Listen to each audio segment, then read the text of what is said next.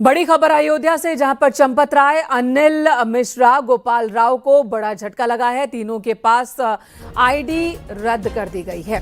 तीनों की जो आईडी थी, पास आईडी, उसे रद्द कर दिया गया है। तीनों ही आईडी से जारी नहीं किए जा सकेंगे दर्शन पास। पहले तीनों लोगों के नाम से दर्शन पास बनाए जाते थे, यानी कि इनके पास अधिकार था, इनकी रजामंदी और इनके नाम पर ही दर्शन के लिए पास बनाया जा रहा था। लेकिन अब ये रोक दिया गया है। आपको बता दें, चंपत राय ने इस्तीफा दिया, अनिल मिश्रा ने भी इस्तीफा दिया, उनका इस्तीफा मंजूर कर लिया गया। अब ट्रस्ट में उनकी कोई भूमिका नहीं है, कोई अधिकार नहीं है और यही वजह है कि इनकी आईडी पास को रद्द किया गया है। निमेश गोस्वामी हमारे सहयोगी फोन लाइन पर मौजूद है। निमेश, आईडी रद्द कर देने का मतलब क्या है? कौन कौन से अधिकार रुक जाएंगे इससे?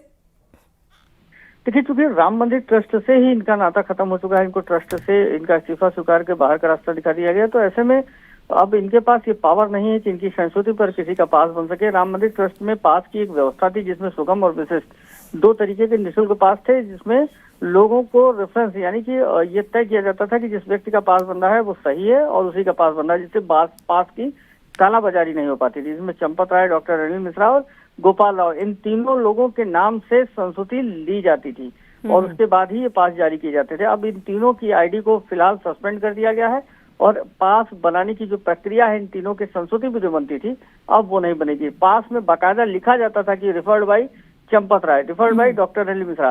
तो अब चूंकि ये ट्रस्ट में नहीं है, तो इनके पास ये पावर भी नहीं है, ट्रस्ट से बाहर है, तो अब इनकी ये जो इनके पास एक उपलब्धि थी कि ये किस तरह के पास की बात हो रही है? काम करने के लिए अगर कोई व्यक्ति अंदर आता था, विजिटर पास या फिर किस तरह के पास की बात है?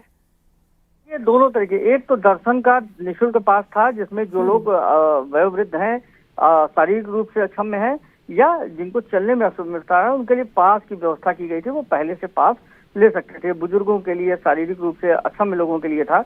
और इसके साथ ही जो और भी लोग थे जो विशिष्ट और वीआईपी लेन में जा सकते थे, यानी कि दर्शन के लिए हो या फिर परिसर के अंदर कामकाज के लिए किसी को स्पेशल पास की जरूरत होती थी, तो इन तीनों की रजामंदी जरूरी होती थी। इनकी तरफ से ही मंजूरी मिलने के बाद पास का निर्माण होता था, लेकिन अब ये अधिकार इनसे छीन लिए गए हैं।